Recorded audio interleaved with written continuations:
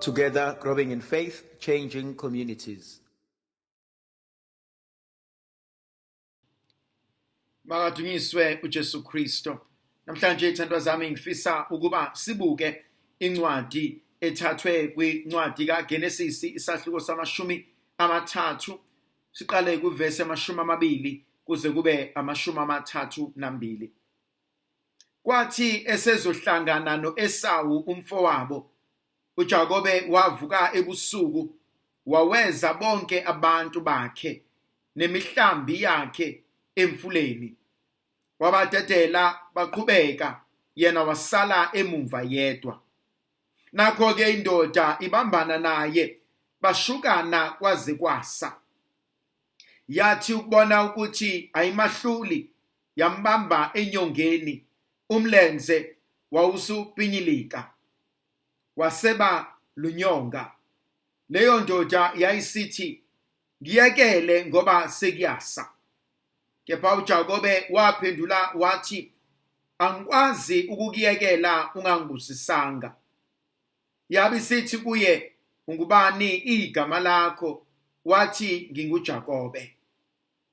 Yayisithi, awusakubizwa ngokuthi unguJakobe, kodwa ngokuthi ungu-Israyeli, ngoba ulwe noNkulunkulu, walwa nabantu, awaze wahlulwa. uJakobe wambuza wathi, ake ungitshele igama lakho.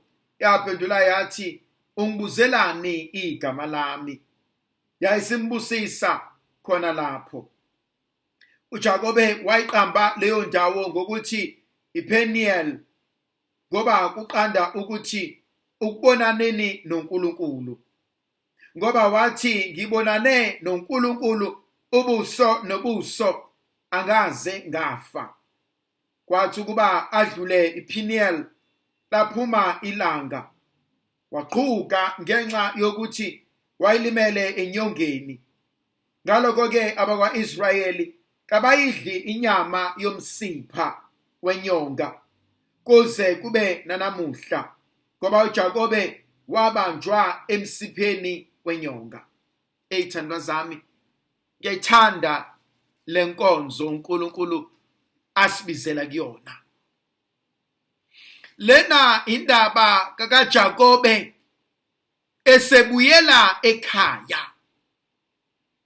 uJakobe esebuyela emumva emzini kaIsaka. Siyakhumbula ithandwa zami ukuba uJakobe uphume kanjani ekhaya. uJakobe waphuma emzini wakwabo ebaleka. Waphuma ejahwa ngesinkemba. Waphuma entshontshe izibusiso. Waphuma eveze ubunyoka nobuqili kuyena nakuma wakhe, bekhohlisa ikhehla elungu-Isaka nomfowabo uEsawu. Kwesinye isikhathi balekile inkonzo yokwazi ukuthi uphume kanjani ekhaya.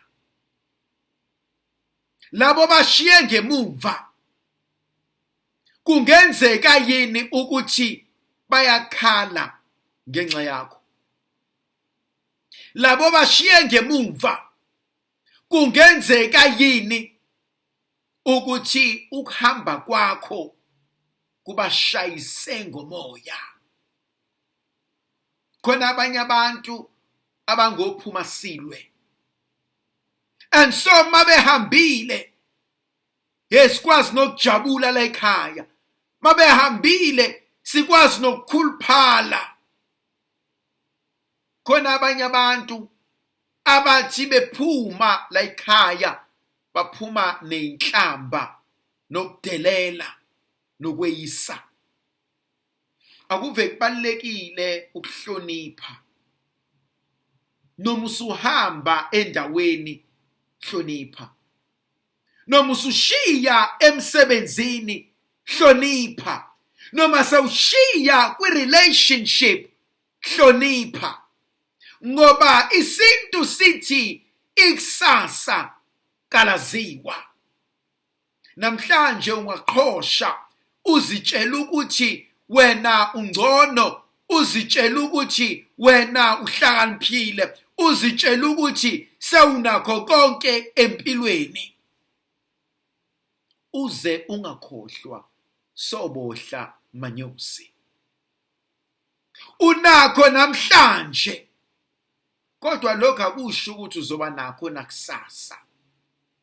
Kunesisho sesiZulu esithi isihlahla kasinyelwa, ngoba ngelinye ilanga uyakudinga umthunzi waso. Kunabantu abakwazi ukubukela phansi abanye abantu ngoba nakho beyitshela ukuthi sebengcono. Kunabantu makuholiwe abathinteki, abaziwa, bayadelela, bashaya imithetho, abaphelelwe imali, abaphelelwe umsebenzi, bayakwazi ukwehla baba abantu.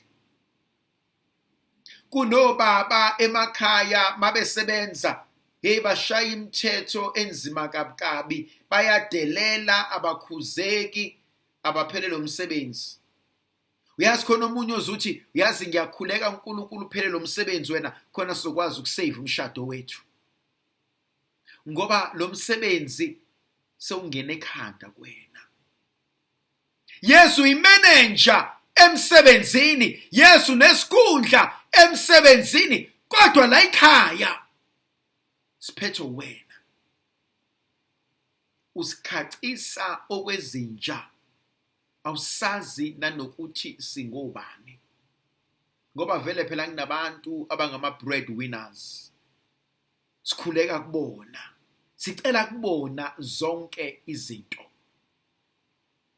So namhlanje uJakobe kumele abuyele ekhaya. Lithi izwi likaNkulunkulu wawelisa amakhosikazi akhe amabili nabantwana bakhe abali-11 nezisebenzi zakhe ezimbili, wasewelisa nemfuyo yonke. Uthe sesele yedwa wabambana nendoda engasekho zokwazi ukumsiza. Yazi empilweni khona isigaba esenzakalayo la oba stuck khona wedwa, akekho zokusiza. Okuziwa wena nobuhlungu obuzwayo, akekho omunye ozokusiza. Imicabango yakho nobuhlungu benhliziyo, akekho ozokusiza.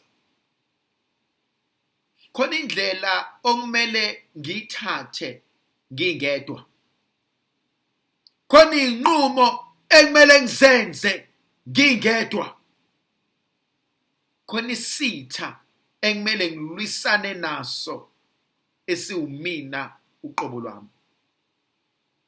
Ayikho into eyingozi njengesitha esiwumina uqobo lwami, ngoba khona abantu abaphila ngaphansi kwefu lokuyitshela ukuthi hayi mina ngisoze ngatshela umuntu, mina ngeke ngaboniswa yilowo, wazini lowo akafundile isho ukufunda, mina ngisoze ngayocela usizo, ngiyisaba inkonzo kamina, ngoba mina this mina that. Uthi uJohanesi, manciphe mina Nkosi, mawukhule wena Nkulunkulu nomusa. And so Jesu enkonzweni asifundisa yona yokwehlela ngezansi, khona izinto esibhekana nazo, khona umzima edlula kubona, khona inhlupheko edlula kuzona. Awuthi umhlabeleli wamaRoma athi mangisondele kuwe Nkosi, athi nangenhlupheko athi ngiyasondezwa. Uthi uJakobe eseyedwa esebambana nalensizwa, bayabambana ubusuku bonke. Kuthi mase kuzodabuka ukusa besithi lensizwa ngidedele. Athi uJakoba ngikwazi ukukudedela ungangibusisanga. Not after so much.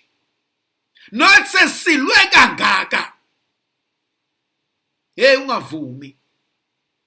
Sewuhambe kangaka noNkulunkulu wakho. Sewuthembeke kangaka uNkulunkulu. Ungavumi ukudideka usumdala. Ungavumi ukukhohliseka usumdala. Ungavumi ukudideka ushiya ukholo lwakho ngenxa yenjabulo ezoshesha iphele. Athi umpostoli Pawuli athi inhlupheko zanganeno athi aziyakufaniswa nenkazimulo uNkulunkulu asibekele yona. Ungavumi ukudideka usumdala. Abantwana bakho babheke wena. Umndeni wakho ubheke wena. Ihlobo zakho ithembe wena namazulu athembe wena. Uthi uJakoba ngikwazi ukukudedela. Sewudlule kwengaka inhlupheko. Ungafani nonkosikazi kaJobe othi Jobe thuka lo uNkulunkulu wakho ufa. Uthi uJobe wena ukhulumisa okwesibula. Sengihambe kangaka nalendoda. Sengihambe kangaka nalo uNkulunkulu. Angikwazi ukudedela manje. Hey lenkonzo bengifisa iyoshunyayelwe emakhaya ethu. Sesishada iminyaka emngaka. Sesihlala iminyaka emngaka. Sakhulisa abantwana bethu. Hayi ungadideki usugugile. Ungadidiswa zingane ezincane. Ungadidiswa imali yempesheli. Ungadidiswa ukuthi abantu bayakuncoma eminyango. Ungalahlekelwa okuligugu ngentokozo yesikhashana. Athi kusizana ukuzuza izwe lonke lahlekelwe impilo yakho. Kusizana ukujabulisa abantu kodwa wena usikhohlwe wena uqobo lwakho. uJakobe ngidedela hayi angikudedeli. Ungangibusisi. Ithi le ndoda ebambene noJakobe ubani igama lakho? Engibona ibalekile lenkonzo yokwazi igama lakho. Ubani igama lakho? Hey thandwa zami ijulile leyo nkonzo. Ubani igama obizwa ngalo emshadweni wakho? Ubani igama obizwa ngalo emndenini? Ubani igama obizwa ngalo abantwana bakho? Ubani igama ozibiza ngalo wena? Abanye bethu sesazibiza ngosahluleki. Sesingayibiza ngesidakwa. Sengayibiza ngesela. Kodwa uNkulunkulu akangiqambanga lelo gama. Abazali bami abangiqambanga lawo magama. Thina namhlanje uNkulunkulu ubani igama lakho? Thile nsizwa nguJakobe. Lithi izwi awuseyena uJakobe kepha sewuIsrael. Ngoba ubambane noNkulunkulu, wabambana nabantu kodwa waze wahlulwa. Hey ngiyayithanda inkonzo yokubekezela. Ngiyayithanda inkonzo yokuhlala ungasuki eNkosini. Jakobe ubuyele emuva. Akasabuye njengoJakobe. Washiya umuzi kayise uJakobe kodwa ubuye sewuIsrael. Washiya umuzi kayise njengesela kodwa usebuya nemfuyo ephethe izipho. Washiya umuzi kayise ebaleka kodwa usebuya manje esethobile. Washiya umuzi kayise ehambela kodwa usebuya manje ukuhamba kwakhe sekushintshile. Nkosi ihlala nathi. Asibuyele emuva sesishintshile.